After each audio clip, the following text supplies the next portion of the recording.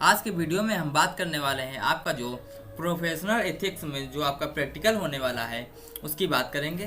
तो professional ethics आप जानते हैं कि आपके एलएलबी सेकेंड सेमेस्टर में पूछा जाता है, ठीक है।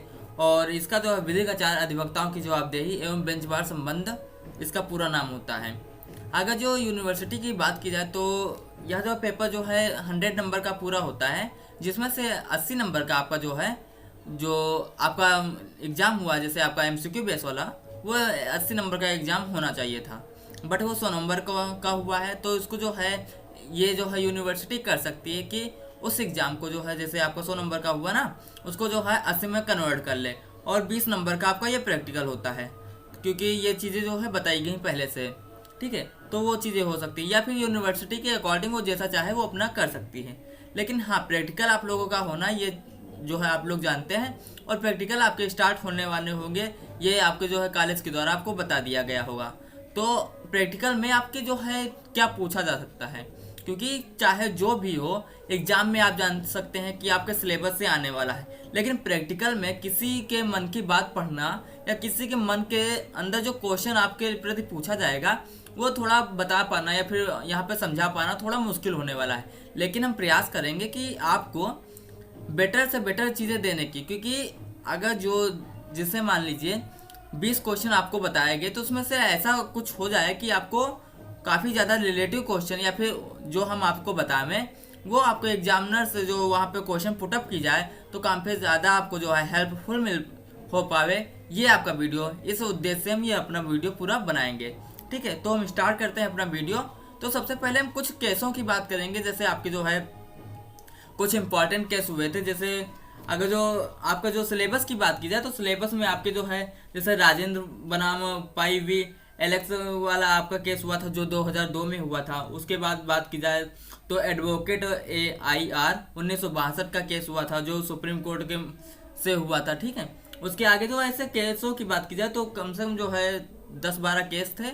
और इसमें अगर जो इम्पोर्टेंट थ्योरी में बात की जाए, मतलब जो आपको वहाँ से पूछा जा सकता है, जो आपको एग्जामिनर पूछ सकता है, उसमें यह है कि आपका जो है जैसे एडवोकेट एक्ट्स में जो है आपका कौन कौन से जो है धाराएं आती हैं और कौन कौन से आपके रूल आते हैं। ऐसे आपका जो है जो कोर्ट अवमानना की बात की जाए तो वहाँ पे कौन कौन से वाद केस आते हैं। तो ऐसे टाइप के आपके वहाँ पे क्वेश्चन पूछे जाएंगे। तो हम एक बार एक करके अपने क्वेश्चन स्टार्ट करते हैं, एक बार एक करके आपका वाद स्टार्ट करते हैं। तो ये वाद जो सारे जो है सुप्रीम कोर्ट वगैरह के हैं, तो ये चीज़ें थोड़ा समझने में डिफिकल्ट हो सकता है, लेकिन हम पूरा प्रयास करेंगे कि आपको ये चीज़ें समझ में आवे, ठीक है। तो हम स्टार्ट करते हैं अपना पहला वाद। तो आपका पहला केस है कि जैसे हम केसों की बात करेंगे तो आपका इसमें पहला केस होगा। तो पहले केस में आपको पूछ, ये किसका केस है? ये केस है राजेंद्र वी पाल वर्सेस, ये इनके जो है मतलब राजेंद्र वी पाल थे, इनके अपोजिट में कौन आपके थे? तो यहाँ पे जो है एलेक्स फर्नांडिस थे यहाँ पे, ठीक है। तो इनका जो ये केस हुआ था, ये दो लोग आपसी जो है मतलब पक्ष और विपक्ष के थे। और ये केस कब हुआ था? 9 अप्रैल 2002 को ये केस हुआ था। और इसमें जो बेंच जो बैठी थी, मतलब बेंच आप किसे कहते हैं जानते हैं ना, जजों का जो समूह होता है उसे बेंच कहते हैं, और बार किसे कहते हैं? वकीलों के समूह को बार कहते हैं। तो यहाँ पे जो बेंच बैठी थी तो इसमें कौन कौन से थे वो जज? यहाँ पे 2 जज थे, एक RC लाहोटी थे और दूसरे P वेंकटरमा रेड्डी थे, ठीक है। ये जज यहाँ पे थे, और यहीं पे RC लाहोटी आपके जज थे, मतलब मेन जज के वहाँ पे जज की बात की जाए तो वहाँ पे मेन वाला भी आता, ठीक है। तो वहाँ पे जजमेंट जो किसने दिया था? RC लाहोटी जी ने दिया था। तो यहाँ पे जो किस चीज़ से रिलेटेड केस होने वाला है, या केस आपका जो है आर्टिकल 35 और आर्टिकल 38 से रिलेटेड केस होने वाला है। आर्टिकल 35 आप जानते हैं, मतलब सेक्शन आपका जो 35 है, सेक्शन 35 आप जानते हैं कि कदाचार के लिए अधिवक्ताओं की सजा जो है इसमें बताई गई है, ठीक है। अधिवक्ताओं का जो अधिवक्ता एक्ट है उसमें बताया गया है ना कि सेक्शन 35 में कि कदाचार के लिए अधिवक्ताओं की सजा को बताया गया है, और सेक्शन 38 में जो है सुप्रीम कोर्ट में अपील को बताया गया है, ठीक है। इसमें हुआ क्या था, ये मेन मुद्दा है इसमें भाई, ये केस किस लिए हुआ था? तो इसमें कुछ चीज़ें हैं, तो उसमें बताया गया था क्या, वो आप लोग देखिए। तो इसमें अपील करता है जो मतलब जिसने अपील किया, जैसे हम यहाँ पे कोई दिक्कत है, अगर जो प्रॉब्लम है तो हम जाके कोर्ट में अपील करेंगे ना, तो कोई कोर्ट में जैसे हम वाद लेके जाएंगे तो वहाँ पे अपील करता हम हो जाएंगे। तो अपील करता क्या हुआ, बार काउंसिल रोल के जो है वकील जो था महाराष्ट्र और गोवा के पेशावर कदाचार का दोषी पाया गया था। वह जो गोवा का मतलब जो वहाँ पे जो कदाचार का दोषी, आप लोग जानते हैं कि पहले जो क्या था कि महाराष्ट्र और गोवा के जो पेशेवर कदाचार था, तो वहाँ पे जो है जैसे कोर्ट होती ना, तो वहाँ के लिए जो है एक ही कोर्ट थी, तो वहाँ के लिए वो दोषी पाया गया था। अधिवक्ताओं की जो है धारा 35 के तहत पारित आदेश जो है ये जो जो दोषी पाया गया था, तो ये दोषी कैसे कब पाया गया था, या 22 जनवरी 2000 को पाया गया था दोषी। उसके द्वारा जो है 1961 में उनका नाम सूची से हटाने को निर्देश भी दिया गया था, क्योंकि दोषी पाया जाएगा ना, तो वहाँ पे जो है जो आपकी बार काउंसलिंग होती है वहाँ से नाम हटाने का निर्देश दिया गया था अधिवक्ता को। ठीक है, तो फिर बार काउंसिल ऑफ इंडिया की अपील द्वारा उसे पसंद किया गया था, मतलब उसको नाम हटाने की चीज़ों को बताई गई थी। उसके आगे क्या हुआ, यहाँ पे 22 दिसंबर 2000 को इसको खारिज कर दिया गया। ठीक है, इस चीज़ को खारिज कर दिया गया। ठीक है, इसमें फिर क्या हुआ कि धारा 38 के तहत जो है अपील करता क्या हुआ, वहाँ पे जो अपील करता धारा 38 अभी आपको बताया ना, सुप्रीम कोर्ट में अपील करता है, धारा जो है 38 के अनुसार उसने अपील की। इसमें बोला गया इन अपीलों को दो आदेशों में प्रस्तुत किया गया था। ठीक है, और इस उद्देश्य के लिए तथ्यों को संक्षिप्त विवरण प्राप्त थे। ऐसा प्रतीत होता है कि जैसे इसमें अपील करता अपील क्यों किया था, क्योंकि भूमि अधिग्रहण की कार्रवाई चल रही थी, जिसमें जो है एक गांव में भूमि अधिग्रहण की कार्रवाई चल रही थी। जैसे मान लो कि आपके यहाँ जैसे एक हाईवे बन रहा है सिंपल सा, ठीक है, एक हाईवे मान लो ये बन रहा है, अभी आपको ऐसे समझिए, मान लो एक मिनट, मान लो ये हाईवे पूरा बन रहा है, ये आपका गांव है और यहाँ से आपका एक हाईवे बन रहा है। ठीक है, तो हाईवे तो यहाँ पे जो ये गांव है, तो ये बीच वाली जो मतलब ये जमीन हुई ना, तो यहाँ से जो सरकार भूमि अधिग्रहण करेगी, तो इसमें जो अधिग्रहण का काम चल रहा था, तो इसमें जो है लगभग 150 गांव वालों का जो है भूमि अधिग्रहण हुआ था। तो भूमि अधिग्रहण जो हुआ था, तो इसमें जो ये दिलचस्पी अधिवक्ता इसलिए ले रहा था क्योंकि इसमें भूमि अधिग्रहण जो हुआ था, तो वकील की भी जो अधिवक्ता था उसकी भी भूमि का अधिग्रहण हुआ था इसमें, इसलिए जो है इस अधिवक्ता की ज़्यादा जो है दिलचस्पी थी इस मैटर को लेकर। तो इसके आगे क्या हुआ अभी आपको बताते हैं।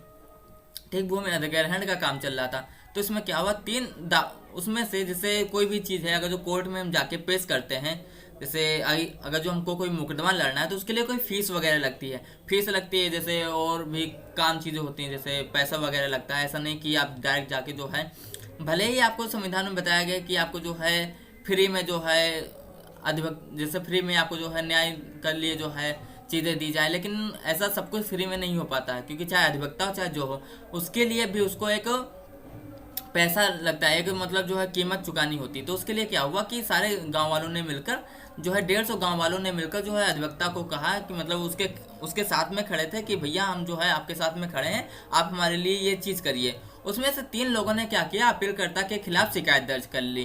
किसके लिए, उसने बोला कि अपीलकर्ता जो है एक जो है वो आपका चेक है, चेक पे जो है उसने झूठी जो है साइन करके बैंक में जमा किया, फिर उसको वापस निकाला है, मतलब रुपए के लिए उसने काम किया। तो मतलब कदाचार के लिए, मतलब अपने जो है मुवक्किल के प्रति जो है ऐसा कदाचार हो सकता है ना कि उसको गलत जो है डिसीजन के लिए, तो वहाँ पे कदाचार के लिए 3 लोगों ने अपीलकर्ता के खिलाफ शिकायत दर्ज कर दी थी। उसके आगे क्या हुआ, परिषद और अपीलकर्ता के खिलाफ जो है साबित हुआ कि जो है आरोप जो साबित हुआ, अपीलकर्ता ने पेशेवर काम की याचना के ग्रामीणों से उन्होंने मात्रा के जो है आधार पर आकस्मिक शुल्क का निपटान किया था। और ये जो आपको थोड़ा थ्योरी जो है थोड़ा ऐसे वैसे लग रहा है कि जो है थोड़ा सेटलमेंट इसका सही नहीं है, तो इसका सिंपल सा मतलब ये, सुप्रीम कोर्ट ने जो अपना जजमेंट दिया था वो इंग्लिश में था, उसका इंग्लिश का जो है ये हिंदी में कन्वर्ट किया गया है, इसलिए इसका जो है लैंग्वेज थोड़ा समझ में नहीं आएगी। ठीक है, तो हम जो आपको बता रहे हैं उस पर आप थोड़ा गौर कीजिएगा।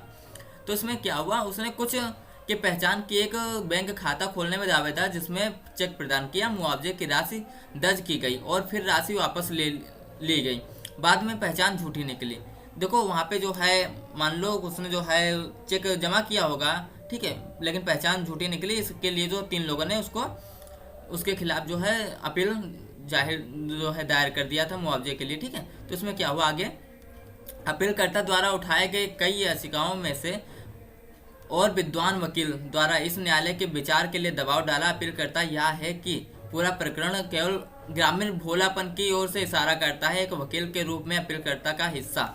ठीक है, मतलब जो है सिंपल सा, मतलब जैसे जो वहाँ पे विद्वान वकील थे जो कोर्ट के, तो उन्होंने बोला कि जो है सिंपल सा ये है कि यह जो है गांव के भोलेपन का इशारा करता है, क्योंकि जो गांव में सभी लोग पढ़े लिखे नहीं होते और सब चीज़ें नहीं होती, तो वकील जो है इनके लिए जो है केस लड़ रहा था, तो ये सिंपल सा एक भोलेपन का केस है। और यहाँ पर प्रस्तुत करने के लिए जो उन्होंने बोला कि अपीलकर्ता ने इस तरह के पेशेवर काम की याचना नहीं की है, वास्तव में एक वकील होने के साथ साथ देखभाल करने के कारण उस पर विश्वास किया जाएगा। ऐसा जो है वहाँ के जो मशहूर वकील थे, जो विद्वान वकील थे, उन्होंने बोला। उनके परिवार की भूमि से संबंधित मुकदमेबाजी और ग्रामीण ने स्वेच्छा से किया था के खर्चों का कवर करने के लिए जुटाई गई सामूहिक निधि में योगदान करने के लिए सहमत हुए। मुकदमे के रूप में मुकदमेबाजी में समग्र बचत की संभावना रखते हैं थे।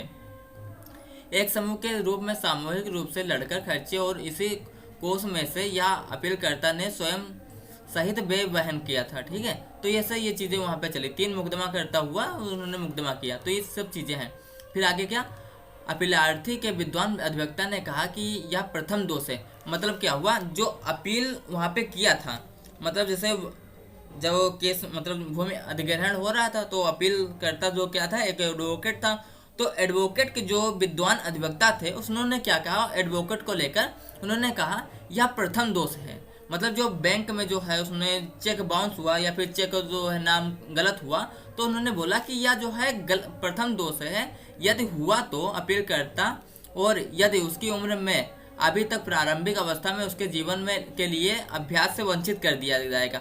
मतलब अगर जो उसने या उसका पहला दोष था, मतलब जो उसने चेक वाला चीज़ें हुई, वह जो है वहाँ के विद्वान अधिवक्ता ने कहा यह पहला दोष था। अगर जो मान लो उसको जो जिसका पहला दोष था अपील करता था का, उसको अगर जो मान लो कोर्ट में ना आना दिया जाए या फिर जो है उसको बहिष्कार कर दिया जाएगा, तो यह उसके जीवन के लिए काफ़ी ज़्यादा वंचित कर दिया जाएगा। मतलब उसके जीवन के लिए दिक्कत हो जाएगी। 40 के दशक में अपीलकर्ता और उसका परिवार पूरी तरह से बर्बाद हो जाएगा। हमने पक्षों के ज्ञानी वकीलों को सुना। आमतौर पर यह अदालत इस तरह से सजा के लिए मात्रा में हस्तक्षेप नहीं करती। ऐसे मामलों में जहां पेशेवरों में एक निर्वाचित वैधानिक निकाय के रूप में पाया जाता है। ठीक है, अगला आपका यहाँ पे, हम उसमें कोई दोष या दुर्बलता नहीं पा सकते और वास्तव में अपीलकर्ता के विद्वान वकील ने बहुत बुद्धिमानी से और निष्पक्ष रूप से हार मान ली। इस मतलब देखो उसने जो है जो अपील करता था, जो वहाँ पे वकील था, उसके जो विद्वान वकील ने था, उन्होंने क्या किया, बहुत ही ज़्यादा अपना दिमाग लगाया, सार्थक दिमाग लगाया। उसने ये भी तय कर दिया कि भाई ये गलती इसकी हुई है, लेकिन वो उसकी मतलब अपनी गलती मानकर निष्पक्ष हाल ले रहा है, लेकिन साथ साथ में उसका बचाव भी कर रहा है कि भाई इसको जो है इस अधिवक्ता को बाहर ना निकाला जाए, नहीं तो इसके परिवार के लिए और इसके लिए दिक्कत हो जाएगी।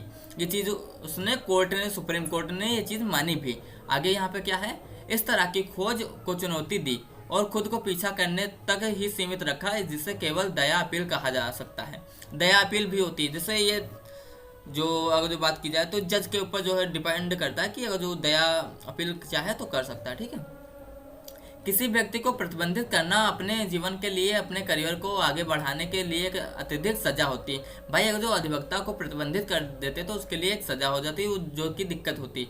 और इसके लिए कहता है कि पारित होने से पहले सावधानी और चौकसी। ठीक है, आगे यहाँ पे, सजा अपीलकर्ता को मामले के तथ्यों और परिस्थितियों में समग्रता में दिया गया है।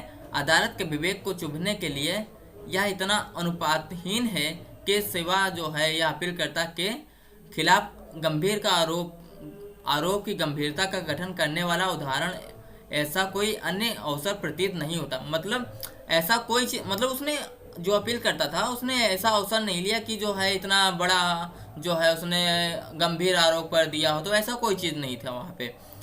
ये ऐसा है यहाँ पे जज, ये जो यहाँ पे लिखा जाता है ये कोर्ट के द्वारा, मतलब ये जिससे मान लो जो यहाँ पे लिखा गया ये कोर्ट ने लिखा है, ना कि ये अपीलकर्ता ने लिखता है, ना तो यहाँ पे दूसरा पक्ष वाला लिखता है, ये कोर्ट लिखता है। कोर्ट मतलब यहाँ का जज जो होता है उसका जो न्याय होता है वो यहाँ पे लिखा जाता है। ठीक है, आगे आपका, जहाँ अपीलकर्ता हो सकता है खुद को चूक गए या दुराचार कर चुके हैं। ठीक है, निसंदेह अपीलार्थी मुकदमा चलाने या बचाव शामिल करने में नहीं होना चाहिए जिसमें उसकी पारिवारिक संपत्ति में शामिल होने के मद्देनजर उनका व्यक्तिगत हित था। यद्यपि अपीलकर्ता की ओर से स्पष्टीकरण प्रस्तुत किया गया है, जिसमें लगातार किए गए state bar council and bar council of के इंडिया के समक्ष लिया गया भारत और इस न्यायालय के समक्ष कानूनी रूप से स्वीकार्य बचाव प्रदान नहीं कर सकता। ठीक है, इसलिए के रूप में उसके खिलाफ लगे कदाचार आरोप से मुक्त करने के लिए, लेकिन इसे कम करने के लिए ध्यान में रखा जाए, मतलब उसको कदाचार से मुक्त कर लिया जाएगा और इसको जो उसने कदाचार किया इसको कम करने के लिए आगे से ध्यान में रखा जाएगा। अभियोग की गंभीरता और इसलिए की मात्रा निर्धारित करने के लिए सजा एक समूह मुकदमे में 150 में से थोड़ा कम व्यक्ति शामिल थे, मतलब केवल 3 व्यक्ति उसकी शिकायत किए थे, इसलिए अपीलकर्ता थोड़ा ये हुआ। अपीलकर्ता के खिलाफ शिकायत कुछ प्रासंगिकता का कारक था। यह था परिवादी और प्रतिवाद के विद्वान अधिवक्ता द्वारा स्वीकार किया गया। शिकायतकर्ताओं को किसी भी कारण से कोई वित्तीय हानि नहीं हुई है। अपीलकर्ता मामले मतलब वहाँ पे बताया गया कि जो शिकायत जो 3 लोगों ने किया है उसको कोई वित्तीय हानि नहीं हुई है, फिर भी इसको हम गलती मानते हैं और आगे से ये ध्यान रखा जाएगा और इसको निष्पादन नहीं किया जाएगा, मतलब उसको बार काउंसिल ऑफ इंडिया से नाम नहीं हटाया जाएगा। अपीलकर्ता मामले में तथ्यों और परिस्थितियों की समग्रता पर हमारे राय या न्याय के लक्ष्य में पूरा करेगा। यदि अपीलकर्ता को निलंबित कर दिया जाता है तो 7 साल की अवधि के लिए अभ्यास वह नहीं कर पाएगा, ऐसा वाकई जरूरत को पूरा करेगा। सजा के लिए अपीलकर्ता पर निवारक के रूप में भी कार्य करें और एक उदाहरण स्थापित करें ताकि इस तरह के घटनाओं की पुनरावृत्ति को रोका जाए। मतलब ऐसा ना हो कि बार बार ऐसी चीज़ें हो तो बार बार थोड़ा ना कोर्ट करेगा कि भैया इसको माफ़ कर दिया जाए, ऐसा नहीं होना चाहिए, इसको रोका जाए। अपील आंशिक रूप से स्वीकार की जाती है। हालांकि अपीलकर्ता को निष्पक्ष पेशेवर कदाचार करने का दोषी होने के कारण state bar council of India और बार काउंसिल ऑफ इंडिया को रखरखाव किया जाएगा। अपीलकर्ता को दी गई सजा का संशोधित किया जाता है। ठीक है, अपीलकर्ता को राज्य की बार काउंसिल ऑफ इंडिया की राज्य सूची से हटाया जा रहा है, यह निर्देश दिया जाता है। ठीक है, कि उनका अभ्यास करने का लाइसेंस एक अवधि के लिए निलंबित रहेगा, 7 साल का नहीं। लागत देने के लिए के आदेश को बनाए रखा जाता है। अपील खड़ी है, इन शर्तों को निपटाया गया। इस न्यायालय में लागत के संबंध में कोई आदेश नहीं था। ठीक है, यहाँ पर ये चीज़ें हुई। तो इसमें क्या हुआ, अपीलकर्ता ने बोला कि इसको उन्होंने बोला था कि इसको अपीलकर्ता को बार काउंसिल ऑफ सूची से हटाया जाए। ठीक है, तो ये चीज़ें थोड़ा हुई, मतलब बहुत एक छोटे टाइम के लिए हुई, टाइम पीरियड के लिए हुई। तो यह केस बस यहाँ पे समाप्त होता है। तो 150 में से अगर जो चाहे यहाँ पे तो मतलब जैसे होता नहीं कि एक दया दिखाकर किसी का केस माफ़ कर दिया जाए, तो वहाँ पे इस चीज़ का केस था। और आर्टिकल यहाँ पे सेक्शन 35 ये था कि अपील जैसे जो कदाचार के लिए सज़ा होती है तो उसके लिए आपका नाम हटा दिया जा सकता, उसकी यहाँ पे बात की गई। और सेक्शन 38 में आपका यहाँ पे जैसे सुप्रीम कोर्ट में आप अपील कर सकते हैं, उसकी यहाँ पे बात की गई। तो यहाँ पर अब 2 चीज़ें और देखते हैं कि आपका सेक्शन 35 क्या होता है। सेक्शन 35 यहाँ पे बताया गया, जहाँ किसी शिकायत की प्राप्ति या अन्यथा किसी राज्य बार काउंसिल के पास या विश्वास का कारण है कि उसकी नामावली में कोई अधिवक्ता पेशेवर या अन्य कदाचार का दोषी है, वह मामले को निपटान के लिए अपनी अनुशासन समिति को संदर्भित करेगा। मतलब अगर जो कदाचार का दोषी होगा तो वहाँ पे एक अनुशासन समिति बनेगा, उसको संदर्भित करेगा। ठीक है, आगे आपका यहाँ पे क्या है, राज्य बार काउंसिल के अनुशासन समिति मामले की सुनवाई के लिए एक तारीख तय करेगी और संबंधित अधिवक्ता और राज्य के महाधिवक्ता को इसकी सूचना देगी। अगला पॉइंट यहाँ पे, राज्य बार काउंसिल की अनुशासन समिति संबंधित अधिवक्ता और महाधिवक्ता को सुनवाई का अवसर देने के बाद निम्नलिखित में से कोई भी आदेश दे सकती है। आदेश का क्या हो सकता है, मतलब जो उसके प्रति उसको जो सजा दी जाएगी उसमें क्या हो जाएगा, वकील को फटकार हो जाएगा, शिकायत को खारिज या जहां राज्य बार काउंसिल के कहने पर कार्रवाई शुरू की गई है निर्देश दे कार्रवाई को दायर किया जा सकता है। अगला आपका यहाँ पे पॉइंट, और क्या सजा हो सकती है। ठीक है, अधिवक्ता को उस अवधि के लिए व्यवसाय से निलंबित कर सकता है जो वह उचित समझे। कौन, यह राज्य बार काउंसिल कर सकती है। अधिवक्ताओं की राज्य सूची से अधिवक्ता का नाम हटा सकता है। ठीक है, अगला आपका पॉइंट यहाँ पे क्या हो जाएगा, जहां एक अधिवक्ता की उपधारा 3 के खंड सी के तहत अभ्यास से निलंबित कर दिया जाता है, उसे निलंबन की अवधि के दौरान किसी भी अदालत में भारत में किसी भी प्राधिकरण या व्यक्ति के समक्ष अभ्यास करने से वंचित कर दिया जाएगा। ठीक है, ये चीज़ें यहाँ पे हो गई। आप एक चीज़ और देखिए, अगर जो अभ्यास के लिए वंचित किया जाएगा तो इसको राज्य बार काउंसिल वंचित कर सकती है, ना कि कोर्ट वंचित कर सकता है। आपने जॉली एलएलबी मूवी देखी होगी, तो उसमें भी जो है उसने क्या, अक्षय कुमार को क्या हुआ, जज ने बोला था किसके रिस्पेक्ट ने, उसने बार काउंसिल के जो अध्यक्ष थे उसको बोला कि आप जो है इसका नाम जो है लाइसेंस निरस्त कर दीजिए, ना कि वहाँ के जज जो है लखनऊ के जज थे उन्होंने स्वयं ही उसको निरस्त किया था। ठीक है, तो मतलब राज्य बार काउंसिल जो होता है वो जो है निरस्त करेगा, ना कि वहाँ का जज निरस्त कर सकता है। ये चीज़ आप ध्यान रखना। ठीक है, अगला आपका यहाँ पे पॉइंट, जहाँ उपधारा 2, ये चीज़ आपका वहीं पे हो जाएगा। ठीक है, एडवोकेट जनरल वगैरह का इसमें इतना कोई नहीं। अगला आपके यहाँ पे पॉइंट यहाँ पे जो हो जाएगा, अभी आपका ये आपका एक केस समाप्त हुआ, दूसरा केस अभी हम आपको बता रहे हैं। ठीक है, ये आपका वही पिछला वाला केस है, उसकी ये कहानी लिखी हुई है। हाँ, दूसरा केस आपका क्या है, दूसरा केस है सुप्रीम कोर्ट ऑफ इंडिया में ये केस हुआ था, सुप्रीम कोर्ट का केस है। इसमें मिस्टर ए, जो मतलब कोई एक मिस्टर थे, तो उन्होंने क्या किया, इसका केस है एडवोकेट, आप मान लो जैसे कोई एडवोकेट थे, ठीक है, उसका नाम नहीं बताया गया है, और उनके खिलाफ जो केस था AIR 1962 में ये केस हुआ था। ठीक है, और सुप्रीम कोर्ट की 1337 ये केस नंबर है। ठीक है, तो ये चीज़ें हुई। तो यहाँ पे बेंच कौन सी बैठी थी, तो यहाँ पे बेंच बैठी थी BS मधोलकर और KS राव और DR दयाल की बेंच बैठी थी, जिसमें से सिन्हा जी ने जो है क्या दिया था, जजमेंट अपना दिया था। ठीक है, और अगला आपका यहाँ पे पॉइंट, इसमें हुआ क्या था, इसमें आप देखिए पॉइंट यहाँ पे क्या है, पेशेवर कदाचार के लिए आगे बढ़े अधिवक्ता को दिसंबर 1958 में इलाहाबाद उच्च न्यायालय के एक वकील के रूप में नामांकित किया गया था। ठीक है, जनवरी 1961 में उन्हें इस मामले के एक वकील के रूप में नामांकित किया गया। उनके खिलाफ कार्रवाई उच्चतम न्यायालय के नियमों के 4A में निर्धारित प्रक्रिया के अनुसार की गई थी। ठीक है, तो ये दो चीज़ें हो गई। उनकी कार्रवाई किसके अनुसार चल रही थी, नियम 4A के अनुसार चल रही थी। ठीक है, अगला आपका यहाँ पर पॉइंट, इस वर्ष मार्च में इस न्यायालय के रजिस्ट्रार को विधि और न्याय प्राधिकरण न्यायपालिका विभाग के सचिव महाराष्ट्र सरकार के सीक्रेट के रूप में चिन्हित एक पत्र प्राप्त हुआ। देखो यहाँ पे एक पत्र प्राप्त हुआ, तो उसमें क्या हुआ, एक जो है जो यहाँ का जो न्यायपालिका विभाग था उसके सचिव को एक जो है सरकार के से जो है एक सीक्रेट पत्र प्राप्त हुआ। इस आशय का सुप्रीम कोर्ट के एडवोकेट ऑन रिकॉर्ड 1 जनवरी 1961 को महाराष्ट्र राज्य के कानून मंत्री को एक पोस्ट कार्ड संबोधित किया गया था। ठीक है, किसको, ये कानून मंत्री को एक पोस्ट कार्ड संबोधित किया गया था। कहाँ के वो कानून मंत्री थे, वो महाराष्ट्र राज्य के कानून मंत्री थे।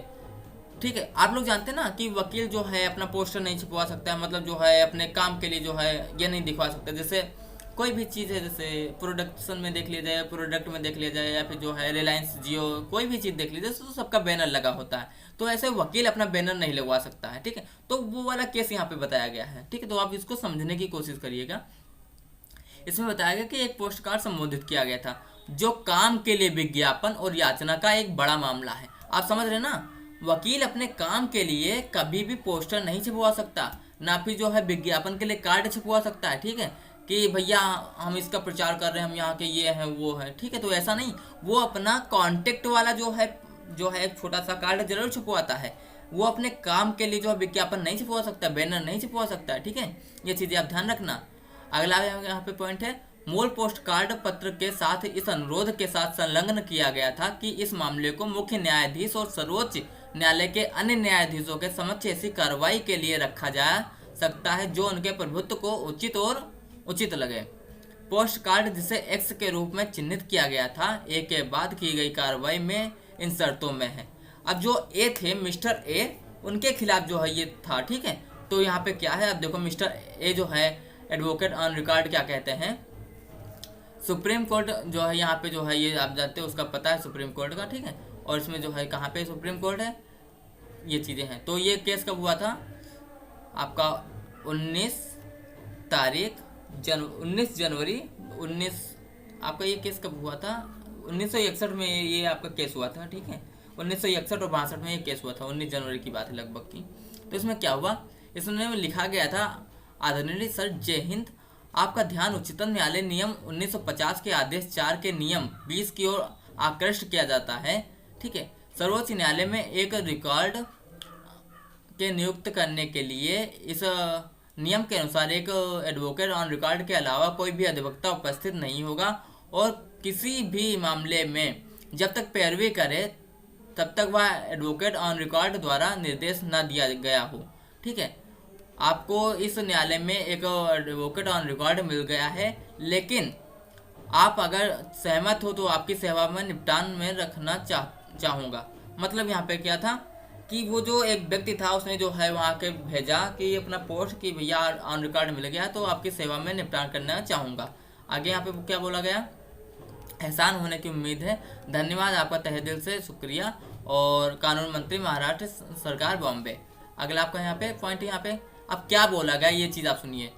जब मामला मुख्य न्यायाधीश के समक्ष रखा गया तो उन्होंने रजिस्ट्रार को अनौपचारिक रूप से संबंधित अधिवक्ता से पूछताछ करने का निर्देश दिया कि क्या विचाराधीन पोस्ट कार्ड उनके द्वारा लिखा गया है। मतलब अगर तो पोस्ट कार्ड मिला तो उनके द्वारा लिखा गया या नहीं लिखा गया या फिर झूठी बातें हैं। तो आगे बात है, उनके रबर स्टाम्प और हस्ताक्षर थे वहाँ पे।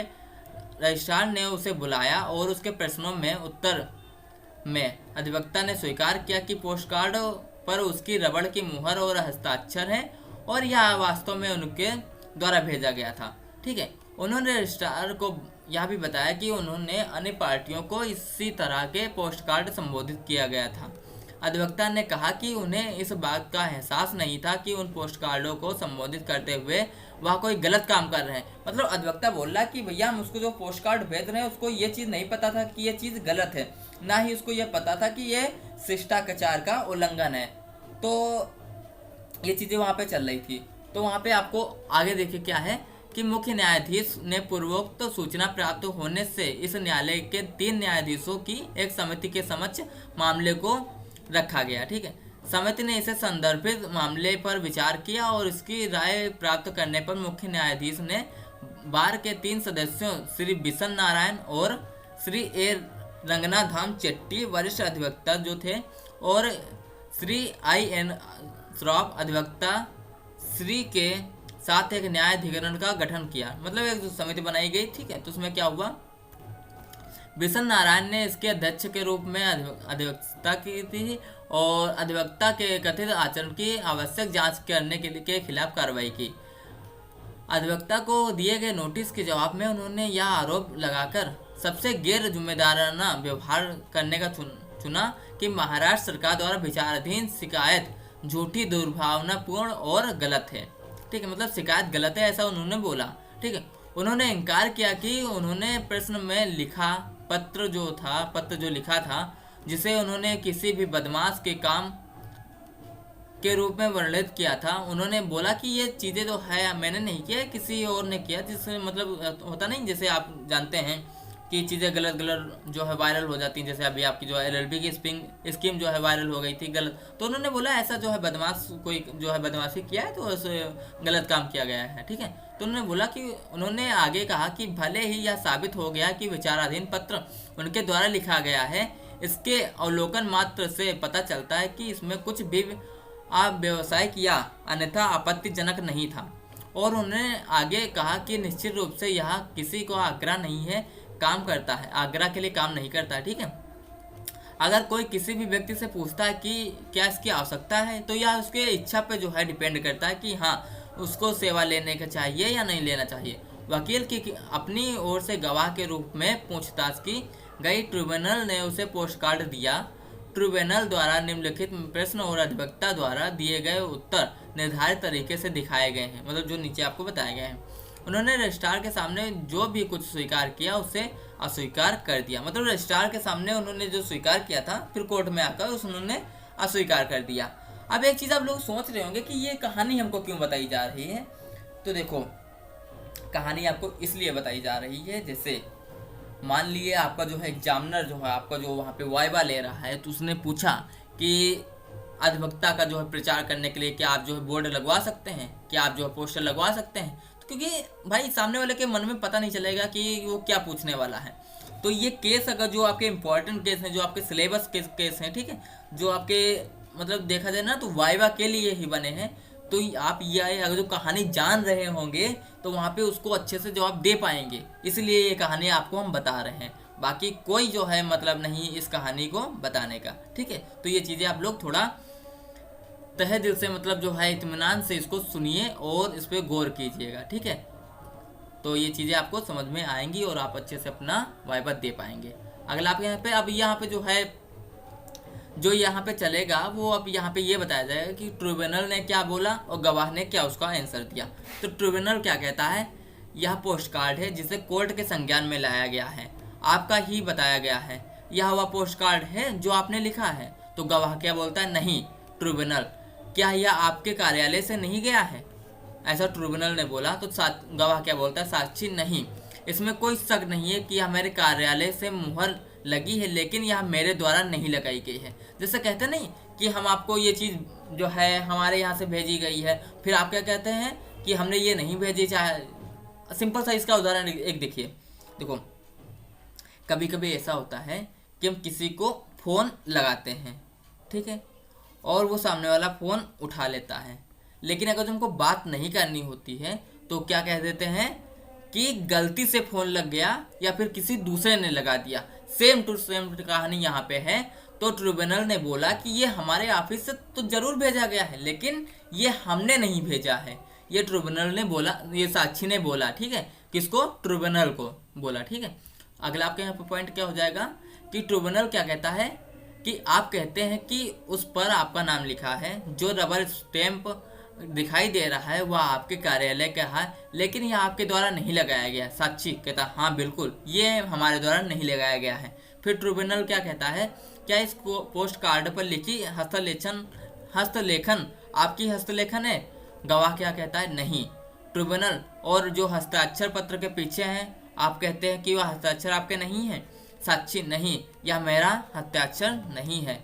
अगला आपका पॉइंट, ट्रिब्यूनल क्या बोलता है, ट्रिब्यूनल ने यह पता लगाने के लिए इस मामले को आगे बढ़ाया कि पोस्ट कार्ड उनके कार्यालय से कैसे निकला और इस कुछ दस्तावेज जो पूर्व के रूप में चिन्हित थे, ठीक है। तो यहाँ पे उन दस्तावेजों में से स्वीकार किया गया कि हस्तलेखन की तुलना पोस्ट कार्ड के तुलना करने के रिकॉर्ड में लाया गया है। मतलब जो जैसे वो लिखता था और पोस्ट पे जो लिखा गया है उसके रिकॉर्ड में दोनों चीज़ लेके आए। ट्रिब्यूनल ने उन्हें उसी शब्दों में एक पत्र भी लिखा जिसमें पोस्ट कार्ड है। कोर्ट में उनके द्वारा लिखे गए समान शब्दों में उनके स्वीकृत के पोस्ट कार्ड लिखावट की तुलना करने की दृष्टि से कार्रवाई शुरू होने से पहले ट्रिब्यूनल ने रजिस्ट्रार को दिए गए उनके प्रवेशों के साथ उनका सामना किया, जैसा कि पूर्वोक्त किया गया था। निम्नलिखित प्रश्न और उत्तर उसके दृष्टिकोण को इंगित करेंगे। अब यहाँ पे जो थोड़े प्रश्न और उत्तर फिर उसने पूछे, क्या उसने पूछा कि ट्रिब्यूनल पूछ रहा है आप अपने सामान्य हस्ताक्षर और इस हस्ताक्षर के बीच कोई अंतर पाते हैं, ठीक है। तो मतलब जो पहले पोस्ट कार्ड लिखा गया था और फिर बाद में जो है उसको लिखा गया उसमें। तो गवाह क्या कहता है, यह मेरे हस्ताक्षर जैसा प्रतीत होता है, लेकिन यह मेरा हस्ताक्षर नहीं है। हस्ताक्षर पर जो है उम्दा मेरा हस्ताक्षर नहीं, मतलब हस्ताक्षर जो है सेम टू सेम उसका नहीं, मतलब जो है उदाहरण के लिए ये मेरा हस्ताक्षर नहीं है। अगला आपका पॉइंट, ट्रिब्यूनल क्या कहता है, इस पोस्ट कार्ड के संबंध में क्या आपने रजिस्ट्रार को देखा, मतलब सुप्रीम कोर्ट को देखा। साक्षी हाँ उसने मुझे बुलाया। साक्षी का मतलब ये गवाह होता है। ट्रिब्यूनल कब, क्या आप तारीख जानते हैं। साक्षी मुझे याद नहीं। ट्रिब्यूनल क्या आपने उससे कुछ कहा, मतलब सुप्रीम कोर्ट से। तो गवाह मैंने कोई बयान नहीं दिया, उसने मुझे पोस्ट कार्ड दिखाया जैसा मैंने यहाँ कहा। मैंने उससे कहा कि मैंने नहीं लिखा है, शायद किसी और ने लिखा होगा। ट्रिब्यूनल क्या आपने रजिस्ट्रार के सामने स्वीकार किया कि यह पत्र आपके द्वारा लिखा गया है। गवाह मैंने इसे स्वीकार नहीं किया, मतलब गवाह ने साफ साफ झूठ बोल दिया। पहले उसने जो है स्वीकार किया था कि मैंने लिखा, लेकिन अब उसने कोर्ट में झूठ बोल दिया। तो अगला आपका पॉइंट, लेकिन उसने मुझसे कहा कि मैंने स्वीकार किया था कि यह मामला जो है शांत हो गया है, ऐसा जो है रजिस्ट्रार ने बोला। तो ट्रिब्यूनल क्या कहता है, ट्रिब्यूनल क्या आपने रजिस्ट्रार से कहा कि आपको नहीं पता कि ऐसा करने से आपको कुछ गलत कर रहे हैं। तो साक्षी नहीं, मुझे कुछ नहीं कहा, ठीक है। ट्रिब्यूनल क्या आप कोई सबूत पेश करना चाहते हैं। साक्षी नहीं, क्योंकि मैंने कुछ नहीं कहा, इसलिए मैं कोई सबूत पेश नहीं करना चाहता हूँ। यदि यह पाया जाता है कि मैंने पोस्ट कार्ड लिखा है, तब भी गुण दोष के आधार पर इस मामले में कुछ भी नहीं है। ठीक है, मतलब मान लो इसमें मैंने भी लिखा है तो ऐसा कुछ नहीं है। जैसे हम अपनी इच्छा प्रकट कर रहे हैं कि भैया आप हमको जॉब पे रख लीजिए, तो सामने वाला के मूड पे है कि वो रखेगा नहीं रखेगा। ऐसा जो है यहाँ पे साक्षी बोल रहा है, मतलब गवाह बोल रहा है कि मैंने केवल अपील की थी, अगर जो उसको मन करता तो रखता, नहीं रखता। लेकिन नियम क्या है कि जो है कोई भी अधिवक्ता जो है अपील कर नहीं, मतलब जो है अपने व्यवसाय के लिए जो है पोस्ट कार्ड वगैरह नहीं छपवा सकता, ये चीज़ें होती हैं। ठीक है, तो वहाँ का ये मामला है। अगला आपका पॉइंट यहाँ पे, यह पाते हुए अधिवक्ता अपने इनकार से अडिग हो जाता है, मतलब इनकार में अडिग हो जाता है। उसने इनकार कर दिया तो भाई कर ही दिया।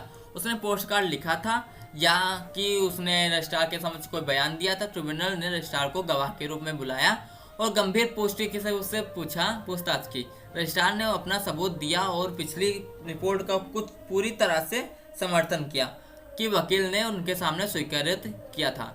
ठीक है, अगला आपका पॉइंट यहाँ पे, साक्ष्य मौखिक और दस्तावेज रिकॉर्ड करने के बाद ट्रिब्यूनल ने रिपोर्ट दी और संबंधित वकील द्वारा चिल्लाने से इनकार करने के बावजूद ट्रिब्यूनल संतुष्ट था कि संबंधित पोस्ट कार्ड उसके द्वारा लिखा गया था। ट्रिब्यूनल की यह भी राय थी कि एडवोकेट को इस बात का एहसास नहीं था कि पोस्ट कार्ड लिखकर यह पेशेवर शिष्टाचार और पेशेवर नैतिकता का उल्लंघन कर रहा है। इसके यह विपरीत टिप्पणी थी कि यह दुर्भाग्यपूर्ण है कि एडवोकेट ने पोस्ट कार्ड को लिखित को अस्वीकार करने का विकल्प चुना या फिर अस्वीकार कर दिया। ठीक है, ट्रिब्यूनल के निष्कर्ष मामले में सबूत और रिकॉर्ड के साथ हमारे सामने रखे गए हैं। अधिवक्ता नोटिस पर हमारे सामने पेश हुए हैं और हमने उन्हें सुना है। हम में पहले भी एडवोकेट ने पहले वही रवैया अपनाया था जो कि उसने ट्रिब्यूनल के सामने अपनाया था, लेकिन कोर्ट द्वारा सही बयान देने के लिए दबाव डालने पर क्या उसने पोस्ट कार्ड लिखा और रजिस्ट्रार के सामने स्वीकार किया था कि उसने ऐसा पोस्ट कार्ड के सकारात्मक उत्तर दिया।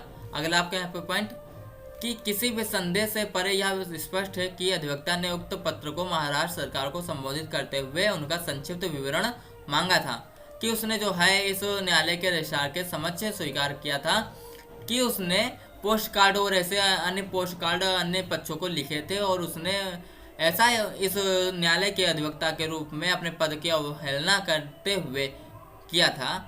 यह भी स्पष्ट है कि पोस्ट कार्ड लिखने से इनकार करना और बाद में इसे रजिस्ट्रार के पास स्वीकार करना फिर भी से सत्य की अवहेलना थी, या फिर उसने जो है इस न्यायालय में स्वयं को झूठा और ऐसे व्यक्ति के रूप में निंदा की कि जो या तो पेशेवर नैतिकता से प्राथमिक नियमों से अनभिज्ञ है या फिर जो है उनका कोई सम्मान नहीं करता। ठीक है, हमारी राय में जो है ऐसा कोर्ट बोल रहा है, हमारी राय में अधिवक्ता ने अपने पैसे का गलत तरीके से चुना है। जाहिर तौर पर वह बहुत कमजोर नैतिक तंतु का आदि, मतलब उसकी नैतिकता जो है बहुत ही गिरी हुई है, मतलब उसके नैतिकता का जो है कोई प्रभाव नहीं पड़ता। यदि वह पेशेवर नैतिकता के प्राथमिक नियमों से अनभिज्ञ है तो उसने अपने प्रशिक्षण और शिक्षा की अपर्याप्तता का प्रदर्शन किया है जो कानून के पैसे के एक सदस्य के लिए उपयुक्त है। यदि वह जानता था कि एक संक्षिप्त अनुरोध करना अत्यधिक अनुचित होगा, ठीक है, और फिर भी प्रश्न में पोस्ट कार्ड लिखा, तो विद्वान पैसे का एक बहुत ही अयोग्य सदस्य है। मामले को किसी भी दृष्टिकोण में वह एक जो है उच्च नैतिक क्षमता को नहीं, जो कि कानूनी पैसे के सदस्य के लिए आवश्यक होता है। ठीक है, मतलब ऐसा कोर्ट ने बोला कि उसके पास नैतिक क्षमता अच्छी नहीं है और जो कि जो है कानूनी पैसे के लिए अत्यधिक महत्वपूर्ण होता है। ठीक है, यदि कुछ भी इनकार के दृष्टिकोण को अपनाने से जो कि ट्रिब्यूनल के समक्ष कार्रवाई के दौरान झूठा साबित होने के लिए उसे मिलने वाली सजा की राशि के मामले में अदालत के लायक नहीं है। ठीक है, सजा की राशि के मामले में अदालत लायक नहीं है। हमारी राय में वह पूरी तरह से 5 साल के लिए अभ्यास से निलंबन की सजा का हकदार होता है। यह सजा उसे अपने लिए पर्याप्त समय और अवसर देगी। गहन विचार विमर्श पर और आत्मनिरीक्षण के बाद क्या वह कानूनी पेशे का सदस्य बनने रहने के लिए उपयुक्त है या नहीं, हमारे विचार में वह नहीं है। उसे सीखने दें और एक वकील को कभी झूठा नहीं होना चाहिए, ऐसा हाई कोर्ट, ऐसा जो है कोर्ट ने बोला कि बोला कि भैया 5 साल के लिए इनको हम ऐसा करते हैं कि निलंबन कर देते हैं, तब तक के लिए भैया सीखें नैतिकता वगैरह और ये विचार करें कि भैया इनको जो है वकील बने रहना है नहीं बने रहना, ये चीज़ें एक अपना जो है विचार 5 साल तक आराम से करते रहें, ठीक है। और उन्होंने ये बोला कि एक वकील को झूठा नहीं होना चाहिए था। ये चीज़ें यहाँ पे, ये केस यहाँ पे समाप्त होता है, ठीक है। तो ये केस भी काफ़ी ज़्यादा इम्पोर्टेंट था, ये भी कदाचार को लेकर केस था और बहुत ही इम्पोर्टेंट ये केस जो है हुआ था। अगला आपका यहाँ पे जो केस है वो आपका केस जो है वो आपका काफ़ी ज़्यादा, जैसे अगर जो देखा जाए ना तो इम्पोर्टेंस में तो ये भी काफ़ी ज़्यादा इम्पोर्टेंट है। ये आपका केस जो है इससे रिलेटेड है, या 1954 में आपका केस हुआ था, तो ये काफ़ी ज़्यादा बेस्ट आपके लिए होगा, आप इसको समझने की कोशिश कीजिए। ये जो आपका केस है ये काफ़ी ज़्यादा आपकी जो है, देखिए ये इस केस में क्या बताया गया, इस केस में जो है जो बेंच बैठी थी इसमें 3 लोग बेंच में बैठे थे, 4 लोग बैठे थे। एक मुखर्जी जी बैठे थे, दूसरे एस दास, तीसरे वी बोस और चौथे जी हसन, और 5वें आपके जो बैठे थे या फिर जगन दास बैठे थे, ठीक है। तो इसमें क्या हुआ, इसमें जो जजमेंट जिसने दिया था वो बोस जी थे, आपके वी बोस जी ने जो है जजमेंट दिया था।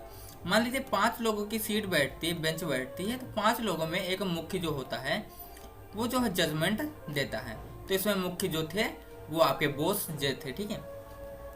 ये आपका जो केस हुआ था ये 1954 में हुआ था, 27 मई 1954 को इसका रिपोर्ट आई थी। इसमें बोला गया था ये जो है आपके mister G A senior advocate of जो थे, और इनका जो है अननोन, मतलब पता नहीं था कि किसके साथ में इनका केस हो रहा है, तो अननोन था वो व्यक्ति, उसके साथ में जो है ये केस हुआ था। तो इसमें क्या हुआ, ये सबसे पहले इसमें देखा जाए तो इसमें ये चीज़ें आप देखिए, इसको समझ में आएगा आपका ये केस किससे रिलेटेड है, क्योंकि चाहे जो भी केस हो, अगर जो आप उसको पूरा पढ़ेंगे तब आपको समझ में आता है ये किस केस में या क्या चीज़ इसमें बताई गई, कोर्ट में क्या अच्छा हुआ, या किस चीज़ पे आपको छूट मिल सकती है या किस चीज़ पे आपको छूट नहीं मिल सकती, ये सब चीज़ें इसमें दिखाई जाती हैं। तो अगर जो मान लीजिए जैसे सिंपल सा चीज़ है, और जैसे हम आपको कहें कि जैसे हमें आपको कॉल करना है, तो आप क्या कहेंगे कि ठीक है आप हमको कॉल कर लीजिए। लेकिन अगर जो वही चीज़ अगर जो कोर्ट कहता है, तो कोर्ट कैसे कहता है, तो कोर्ट कहने का ना, कोर्ट अगर जो सुप्रीम कोर्ट या फिर हाई कोर्ट कोई भी चीज़ कहता है तो उसका एक नियम कानून, एक हर एक चीज़ बता के वो अपना मुद्दा रखता है। तो सारे मुद्दे को जो पढ़ने के लिए, समझने के लिए वो चीज़ें लंबी हो जाती हैं, इसीलिए जो है आपको ये केस लंबे लग रहे होंगे, लेकिन ये केस काफ़ी ज़्यादा अच्छे वे में बताए गए हैं, ठीक है। तो आप उसको कोशिश करिए समझने की। यह मामला सुप्रीम कोर्ट के नियमों के आदेश 4 नियम 30 के तहत इस न्यायालय के एक वरिष्ठ अधिवक्ता श्री जी को जारी किए गए समन के उत्पन्न से हुआ था। मतलब श्री जी जो वहाँ पे थे वो एक अधिवक्ता थे, वरिष्ठ अधिवक्ता, उनको सम्मन जारी किया गया, उसके तहत हुआ था, ताकि उनके खिलाफ अनुशासनात्मक कार्रवाई क्यों ना की जाए, ठीक है। यहाँ पे अगली चीज़, यहाँ पे जो आपके श्री जी मतलब एडवोकेट थे को इंग्लैंड में बार में बुलाया गया, और बाद में उन्होंने high court, Bombay high court के एक वकील के रूप में नामांकित किया गया, ठीक है।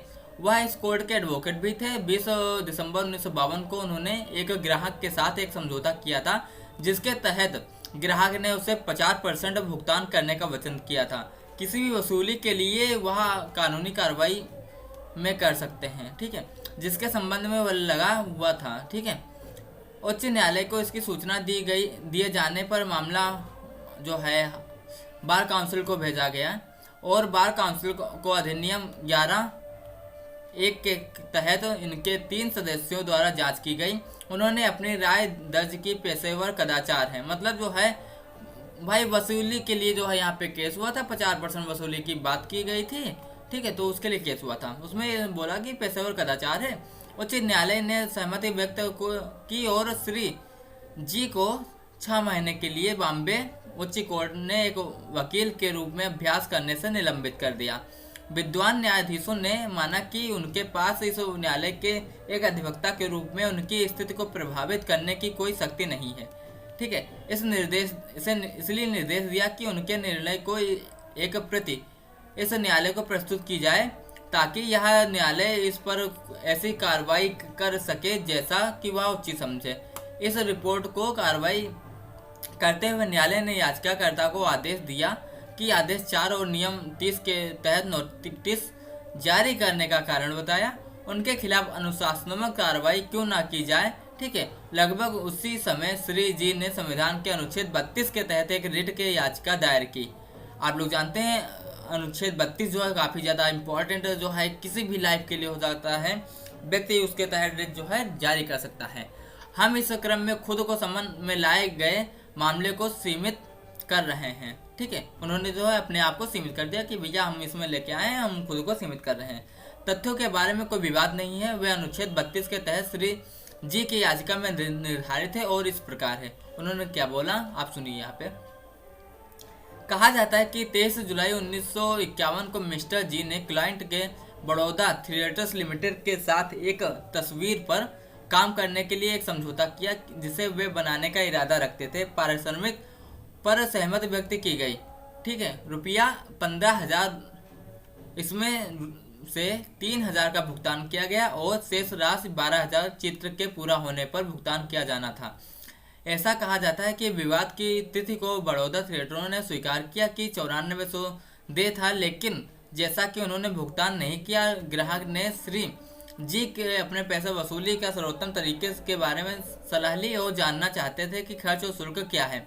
मामले का विस्तार में जांच करने के लिए वकील ने बात करने के बाद श्री जी ने उन्हें सलाह दी कि उनके लिए 2 पाठ्यक्रम खुले हुए हैं, मतलब वो 2 तरीके से जो है चीज़ें कर सकती हैं।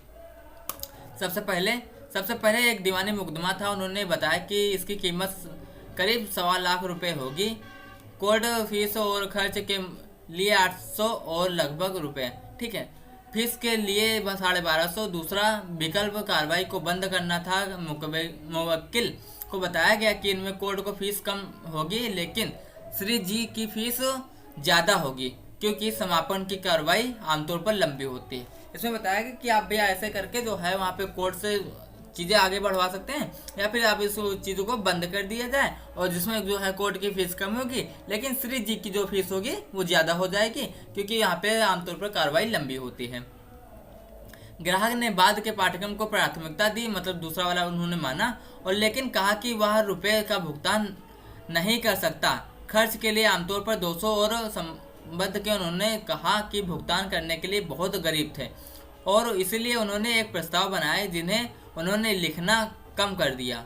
ठीक है, उन्होंने लिखना कम कर दिया। यह श्री जी को संबोधित निम्नलिखित पत्र जो है 20 दिसंबर 1952 को जो है उनको मिला। मैं आपको बड़ौदा थिएटर लिमिटेड के खिलाफ मेरे दावे के संबंध में 94 रुपये से संलग्न करता हूं। वसूलियों में आप वसूल की गई राशि 50% ले सकते हैं। मैं बुधवार तक रुपए जमा कर दूंगा अपने खाते में 200 या व्यक्तिगत रुपए से खर्च को लिए दे। ठीक है, यहाँ पे 200 रुपये व्यक्तिगत खर्चा आप ले सकते हैं। ये चीज़ें श्री जी ने कहा कि उन शर्तों पर काम करने के लिए तैयार नहीं थे, लेकिन जब उन पर ऐसा करने के लिए दबाव डाला गया तब उन्हें एहसास हुआ कि जब तक वह सहमत नहीं होंगे तब तक ग्राहक शायद एक उचित दावा खो देंगे। ठीक है, और जो अनिच्छा से सहमत व्यक्ति की उन्होंने, मतलब श्री जी जो थे वह ने अपनी इच्छा से नहीं बल्कि अनिच्छा से अपनी सहमति व्यक्त की। आगे यहाँ पे बोला गया रुपया जो है 200 का भुगतान किया गया और श्री जी ने तुरंत बड़ौदा थिएटर लिमिटेड के 40 सीटर के साथ पत्राचार किया। एक पत्राचार ये होता है, मतलब पत्र का लिखना, मतलब भेजना और आना, मतलब एक दूसरे से बात करना पत्र के माध्यम से। एक समापन याचिका तैयार करने की घोषित की गई, लेकिन दायर नहीं की गई क्योंकि उस स्तर पर मामले में समझौता किया गया था। बड़ौदा थिएटर ने मिस्टर जी के क्लाइंट को रुपया अपने दावे को पूर्ण संतुष्टि में 6400 दिए थे। ठीक है, ग्राहक ने फिर श्री जी को एक और रुपये का भुगतान किया 800। उन्होंने पहले ही 200 रुपये का भुगतान कर दिया गया था। ठीक है, जिसका एक हिस्सा खर्च के लिए था। ठीक है, श्री जी ने शेष राशि को दावा किया जो लगभग 2200 रुपये थे, ऐसा उन्होंने बोला। हुआ कि हम बॉम्बे हाई कोर्ट में और बार काउंसिल के ट्रिब्यूनल के समक्ष समन मामले में कार्रवाई से चिंतित नहीं हैं, जिसके साथ हम जो है इस काम कर रहे हैं, क्योंकि हम यहाँ नियमों 4 और नियम 30 के तहत कार्य कर रहे हैं। इस न्यायालय की एकमात्र सवाल यह है कि क्या ऊपर दिए गए तथ्यों और परिस्थितियों में जिसमें श्री जी द्वारा स्वीकार किया गया था कि 20 दिसंबर 1952 को उनकी सगाई पेशेवर कदाचार के बराबर है। ठीक है, श्री जी ने इस मामले पर विस्तार तर्क दिया और कहा कि उनके श्रेय के लिए निष्पक्ष और संयम के साथ कहा जा सकता है, लेकिन उनके द्वारा किए गए व्यापक क्षेत्र को कवर करना आवश्यक नहीं है, क्योंकि यह हम अनुबंध के सामान्य अधिकारों से संबंधित नहीं है, न कि सामान्य के साथ कानूनी अधिकार, लेकिन व्यावसायिक आचरण के लिए के विशेष और कठोर नियमों के साथ, जो विशेष रूप से ये चीज़ें आपकी है। ठीक है, तो ये चीज़ें आप पढ़ना, ये जो आपका पूरा जो मैटर है ये आपको समझ में आएगा। ठीक है, तो हम थोड़ा धीरे धीरे जो है ये आप पूरा यहाँ पे मैटर आप पढ़ना। ठीक है, रोक रोक के, तो आपको ये चीज़ें समझ में आएंगी। ठीक है, ये आपको पूरा जो है थोड़ा पढ़ लेना और ये काफ़ी ज़्यादा सही रहेगा। ठीक है, क्योंकि काफ़ी ज़्यादा लंबा है, आपका टाइम हम वेस्ट नहीं करना चाहते हैं। ठीक है, ये स्लो स्लो जा रहा है, आप इसको पढ़ लेना पूरा, काफ़ी ज़्यादा आपके लिए सही होगा। रोक के इसको वीडियो को रोकना और इसको पढ़ना। ठीक है, अगला आपका यहाँ पे ये चीज़ें आपका यहाँ पे ये केस आपका समाप्त हो जाएगा। अगला आपके यहाँ पे जो है विनय चंद्र मिश्रा का केस है, जो काफ़ी ज़्यादा इम्पोर्टेंट आपका केस है। विनय चंद्र मिश्रा के केस के पहले हम आपको, जैसे काफ़ी ज़्यादा बोर हो गए होंगे, तो हम आपको कुछ और अच्छी चीज़ें बताने वाले हैं। जैसे सिंपल सा चीज़ है, देखिए अगर जो आप वकील बनेंगे तो जाहिर सी बात है कि आप जो है 2 साल बाद वकील बनेंगे, तो वकील बन तो जाएंगे, लेकिन आपके सामने चुनौतियाँ क्या क्या आएंगी, मतलब आपके जो है कार्य करने के लिए आपको क्या क्या दिक्कतें आएंगी, तो वो चीज़ें हम आपको बताने वाले हैं। क्योंकि देखो वाइवा में पूछेगा, मान लीजिए आप वकील बन गए, या फिर जो वकील नॉर्मली इस समय है उनके लिए क्या क्या दिक्कत आएंगी, दिक्कत आ रही या फिर आएंगी, ये सब चीज़ें तो वाइवा में सामने वाला आपको पूछेगा। जो आपका एग्जामिनर होगा, जो आपको जो है वाइवा लेगा, वो आपसे पूछेगा कि वकील बनने के लिए क्या दिक्कत आती है, कौन कौन से पेपर होते हैं, क्या क्या जो है पीसीएस, यहाँ तक पीसीएस जे के भी जो है पूछ सकता है कि वहाँ पे क्या क्या सब्जेक्ट होंगे पीसीएस जे के लिए, क्योंकि सामने वाले को पता नहीं होता ना कि आपके मन में क्या चल रहा है।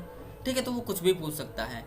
और आप लोग जो है इतना ऐसा तो है ना कि पहली बार वाइवा देने जा रहे होंगे, तो काफ़ी बार वाइवा भी दे चुके होंगे, हालांकि एलएलबी में नहीं दिया हो, लेकिन इससे पहले कोई ना कोई एग्जाम में तो दिए ही होंगे। ठीक है, तो सबसे पहले देखिए आपके वकील बनने के लिए जो है, आपको जब वकील बन जाएंगे तो आपके लिए क्या क्या दिक्कतें आएंगी, तो वो हम चीज़ें देखते हैं। तो ये चीज़ें हैं, इस स्थिति पर सबसे गंभीर और जटिल पेशों में से एक वकील होना है। मतलब इसमें भैया वकील बनना आसान थोड़ी बात है, एक जो है कठिन काम है, यह एक नेक पेशा है। लेकिन हमारे देश में कानून की बदलती गतिशीलता ने इस पेशे को काफ़ी चुनौतीपूर्ण बना दिया है। इसकी जवाबदेही और उल्लेखनीयता को समझना हर किसी को बेहद ज़रूरी है। भैया मतलब क्या क्या दिक्कतें हैं, इसका जवाब कौन देगा, इसकी जो है इसको कैसे उल्लेख हम कर सकते हैं, इसको समझना काफ़ी ज़्यादा ज़रूरी है सभी के लिए। तो यहाँ पे बताया गया है कि एक वकील के लिए अपनी साख साबित करना, अपने सम्मानजनक प्रदर्शन को बनाए रखना और अपने नाम या भारत में अच्छी तरह से कारपोरेट लॉ फर्मों के नाम का सामना करना वास्तव में चुनौतीपूर्ण कार्य होता है, जिसके साथ वह काम कर रहा है। विभिन्न कठिनाइयों और मानक हैं जिन्हें एक वकील को पूरा करने की आवश्यकता होती है। वकीलों द्वारा सामना की जाने वाली ऐसी कठिनाइयों को, चुनौतियों में से कुछ लेकर जो आपको बताया गया है। सबसे पहले क्या है, नंबर 1 पे जो है सुपर स्पेशलाइज्ड मार्केट है। ठीक है, इसमें क्या बोला गया है कि मार्केट में कई तरह के अपग्रेडेशन और स्पेशलाइजेशन हैं जिससे एक वकील की साख में वृद्धि होती है। चाहे जो चीज़ें बहुत जल्दी जो जैसे अगर पॉपुलैरिटी बढ़ती है, मतलब पॉपुलैरिटी बढ़ती है या फिर पॉपुलेशन बढ़ती है, तो भैया कोई भी चीज़ है अगर जो पॉपुलेशन बढ़ेगी तो चाहे वकील हो, इंजीनियर हो, डॉक्टर हो, मास्टर हो, टीचर हो, कुछ भी हो, ठीक है, हर एक चीज़ का क्रेज बढ़ेगा। हर एक पर्सन जो है उसमें फील्ड में आगे ज़्यादा आएंगे, क्योंकि पहले 10 थे। जब मान लो आपकी पॉपुलेशन 1 लाख थी तो मान लो 10 वकील थे। जहाँ पे आपकी पॉपुलेशन 10 लाख होगी वहाँ पे 100 वकील होंगे ना। तो इसी तरह से जो है हर एक चीज़ में बढ़ती है। एक वकील के लिए इस तरह के परिवर्तनों को प्रभावी ढंग से अपनाना और अपने अभ्यास क्षेत्रों में उनका उपयोग करना वास्तव में महत्वपूर्ण होता है। उससे उन्हें बाजार में इस तरह के जो है विशिष्टताओं की मांग में वृद्धि का सामना करने में मदद मिलती है। यह न केवल वकील के कौशल को बढ़ाता है, वकील के कौशल मतलब उसके टैलेंट को बढ़ाता है, बल्कि उसकी प्रतिष्ठा या जिस फर्म के साथ कार्य करता है उसकी प्रतिष्ठा को भी बढ़ाता है। इस प्रतिस्पर्धी दुनिया में प्रभावी ढंग का नौकायान के लिए वकीलों के लिए एक प्रमुख क्षेत्रों में अच्छी तरह से सुसज्जित होना आवश्यक होता है। ठीक है, देखो आप जो है देखो एक क्राइम के वकील हो सकते हैं, आप टैक्स वाले वकील हो सकते हैं, सिविल के वकील हो सकते हैं। तो इस सब चीज़ों को आप मिक्सचर थोड़ा लेके चलेंगे, आप एक स्पेसिफिक जो है वकील बनेंगे ना। चाहे आप क्राइम में जाइए, चाहे आप टैक्स के लिए जाइए, चाहे आप जो है जीएसटी वगैरह के लिए जाइए, चाहे आप सिविल के लिए जाइए, चाहे आप खेती बाड़ी के लिए जाइए, मतलब एक स्पेसिफिक में जाएंगे ना। सारों में सब कुछ नहीं आप जा सकते, सब कुछ मान लो आप करेंगे तो एक स्पेसिफिक नहीं हो पाएंगे, एक अच्छी तरह से ज्ञान नहीं ले पाएंगे। बच्चा क्या होता है, मान लो आप पढ़ रहे हैं तो आपको 40-50 विषय सब पढ़ा दिया जाएगा। अगर जो वही चीज़ पूछा जाएगा कि आपको सबका क्या नॉलेज है, क्या पूरी गंभीरता से नॉलेज है सबका, तो आपको नहीं होगा। और वहीं पर एक टीचर क्या होता है, उसको एक सब्जेक्ट पढ़ाया जाता है, मतलब वो एक सब्जेक्ट का टीचर होता है, लेकिन वो जो जिस सब्जेक्ट का टीचर होता है उसको इतनी डीपली से उसको नॉलेज होता है कि वो पूछना मतलब काफ़ी ज़्यादा उसको डीपली नॉलेज होता है। उसी तरह से आप वकील बनेंगे तो एक स्पेसिफिक जो है वकील बने ना, तो वो काफ़ी ज़्यादा आपके लिए प्रभावशाली रहेगा। ये चीज़ यहाँ पे बताया गया है। ठीक है, अगला आपका पॉइंट यहाँ पे, भैया आप और क्या आपको दिक्कत आ रही है, तकनीक की समझ रखने वाले दुनिया में स्वीकार्यता। मतलब जो तकनीक जो टेक्नोलॉजी की समझ रखते हैं उनको दुनिया जो है जल्दी स्वीकार करती है। अभी आज के दौर में देख लीजिए, अगर जो आप अच्छे से जैसे अपनी सिंपल सा चीज़ देखिए, अगर जो सुप्रीम कोर्ट, हाई कोर्ट या फिर जो है डिस्ट्रिक्ट कोर्ट में कहीं पर भी जाते हैं, और वहाँ पे अगर जो आपका नामांकन है तो वहाँ पे जो आपको कॉन्टैक्ट नंबर वगैरह भी जो है सेव होता ही होगा। ठीक है, तो वहाँ पे जीमेल वगैरह जो है भी फीड होती होगी। तो अगर जीमेल वगैरह से आप जैसे जानते हैं मतलब चलाते वगैरह है ना, तो काफ़ी ज़्यादा आपके लिए तकनीक जो है सही है, क्योंकि हर एक चीज़ पर जो है टेक्नोलॉजी डिपेंड करती है। तो ये चीज़ बताई गई है, अगर जो आप टेक्नोलॉजी जो है स्वीकार कर पा रहे हैं तो काफ़ी ज़्यादा ईजी है, वरना ये चीज़ें थोड़ा दिक्कत करती हैं। ठीक है, तो ये क्या है, या तथ्य की तकनीक ने हमारे जीवन में चमत्कार पैदा किया है। इसे नज़रअंदाज नहीं किया जा सकता कि टेक्नोलॉजी एक वरदान साबित हुई है। ठीक है, और इसने हमारे व्यक्तिगत और पेशेवर जीवन दोनों के आसान और अधिक सुविधाजनक बना दिया है। ठीक है, टेक्नोलॉजी के उपयोग के साथ उद्योगों के संचालन के तरीके में प्रतिकूल परिवर्तन देखे जाते हैं। चारों तरफ हाईटेक तकनीक से ग्राहकों को उम्मीदें काफ़ी बढ़ गई हैं। इंटरनेट तक आसान पहुंच कानून सुधारों, ज्ञान और सूचनाओं को आसान उपलब्धता बनाती हैं। देखो मान लो अगर जो नेट नहीं होता, टेक्नोलॉजी नहीं होता, तो हम आपको कैसे वीडियो प्रोवाइड करवा पाते, नहीं करवा पाते ना। तो ये चीज़ें काफ़ी ज़्यादा आसान हो गई। अगर जो आपके पास चीज़ें होंगी टेक्नोलॉजी, तो आप अच्छे से उसमें काम कर पाएंगे। ठीक है, ये चीज़ें। अगला आपको पॉइंट है पे, इंटरनेट तक आसान पहुंच कानून सुधारों, ज्ञान और सूचनाओं को आसान उपलब्धता बनाती है। इसलिए वकीलों से बड़ी उम्मीदें बढ़ गई हैं। कानून को इन दिनों उम्मीदें हैं कि उनके वकील उनकी समस्याओं के त्वरित समाधान और वास्तविक और रियल लाइफ दोनों में उनके आसान उपलब्धता के साथ आने वाले काफ़ी सक्रिय होंगे। हर जगह हाईटेक तकनीक के कारण वकीलों और उनके ग्राहकों के बीच एक अतिभारित संबंध अक्सर एक वकील के जीवन में तनाव को बढ़ा देता है। हाँ, मान लो टेक्नोलॉजी बढ़ गई है, ठीक है, वैसे हम क्या है आपसे कोर्ट में भी मिलेंगे, कचहरी में मिलेंगे। टेक्नोलॉजी इतना बढ़ गई है कि भैया उनको कॉल लगाओ, कहाँ हो सर, यहाँ हैं, वो तुरंत आ जा रहे हैं। अगर जो आप झूठ भी बोलेंगे सीधे वीडियो कॉल हो जाएगी। तो ये चीज़ें टेक्नोलॉजी बढ़ी हैं, उसके साथ साथ ये प्रॉब्लम भी करती हैं, क्योंकि आदमी का देखा जाए ना तो निजी लाइफ काफ़ी ज़्यादा जी ही नहीं पा रहा है, क्योंकि इतना टेक्नोलॉजी ने जो है उसको क्या बताएं, आप समझ सकते हैं ना कि टेक्नोलॉजी चीज़ें जितना आसान लाइफ किया है उतना बुरी तरह से मार के भी रखा है लाइफ को, क्योंकि खुद लोग अपने में नहीं है, क्योंकि अपने को कभी टाइम दे ही नहीं पाते। उसी तरह से ये चीज़ें यहाँ पे बताई गई हैं कि भाई टेक्नोलॉजी तो बढ़ गई, लेकिन जो वकील और जो है एक मुवक्किल के बीच के संबंध हैं, ये चीज़ों को टेक्नोलॉजी ने तनावपूर्ण कर दिया है। ये चीज़ें यहाँ पे हो गई हैं। अगली आपके यहाँ पे पॉइंट, कानूनी प्रदाताओं द्वारा दी जाने वाली आकर्षण कम जो है लागत। जैसे जो कानूनी प्रदाताओं द्वारा दी जाने वाली आकर्षक कम लागत, मतलब लागत आप समझ पा रहे हैं नहीं, तो टेक्नोलॉजी के उपयोग में वृद्धि के कारण कानूनी फर्म काफ़ी कम लागत वाले प्रस्ताव प्रदान करती हैं। इस तरह के ऑफर इंटरनेट पर हर जगह मौजूद हैं। यह उन लोगों के लिए आकर्षण प्रचार का एक साधन है जो इतनी कम लागत की मांग कर रहे हैं। यह उपयोगकर्ता को काफ़ी हद तक सशक्त बनाता है, लेकिन वकीलों के लिए यह बड़ा कहर पैदा करता है क्योंकि यह उनकी साख को कम करता है। जैसे मान लो आप कोई काम करेंगे तो आप मान लीजिए 1,000 रुपये मांग रहे हैं, वही ऑनलाइन अगर जो काम की बात की जाए तो वहीं पे आपको 700 रुपये में काम हो जा रहा है। तो भैया मतलब एक चीज़ें दिक्कत कर रही है ना कि सामने वाले के लिए भैया उसको एक रोजगार की बात की जाए या फिर एक काम की बात की जाए तो उसको यहाँ पे कम मिल रहा है क्योंकि उसको कम रुपए में काम हो जा रहा है। तो जहाँ पे कम रुपए में काम हो जाएगा तो वहाँ पे लोग अक्सर जाना पसंद करेंगे। तो ये चीज़ें टेक्नोलॉजी को प्रभावित करती है, ये चीज़ें टेक्नोलॉजी इसको प्रभावित करती हैं। अगला आपका पॉइंट यहाँ पे, इस तरह के कम लागत वाले प्रस्ताव वकीलों को ग्राहक को आधार को हिला देते हैं और इसलिए बाजार में उनका कम सम्मान होता है। ऐसे ऑनलाइन कानूनी पोर्टल अक्सर उद्यम पूंजी और निजी इक्विटी फंडों द्वारा समर्थित होते हैं, लेकिन इनके परिणाम स्वरूप पुराने वकीलों के लिए पुरानी कार्यप्रणाली में काम करने वाले नए तरीकों में बदलाव करना आवश्यक हो जाता है। ठीक है, ये चीज़ें हो गई। और एक चीज़ यहाँ पे वकीलों के लिए दिक्कत है क्या, प्रतिभा में प्रतिधारणा।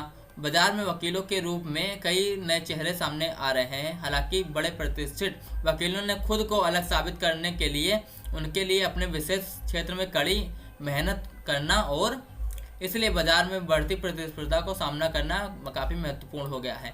ऐसे नए ऑनबोर्डिंग पेशेवरों की प्रतिभा को उनके सर्वोत्तम ज्ञान के अनुसार जो है तैयार करने की आवश्यकता है। ठीक है, बाजार में स्थिर रहने के लिए इतना सही रवैया रहना और कड़ी मेहनत करना जो है नए लोगों के लिए काफ़ी चुनौतीपूर्ण रहता है।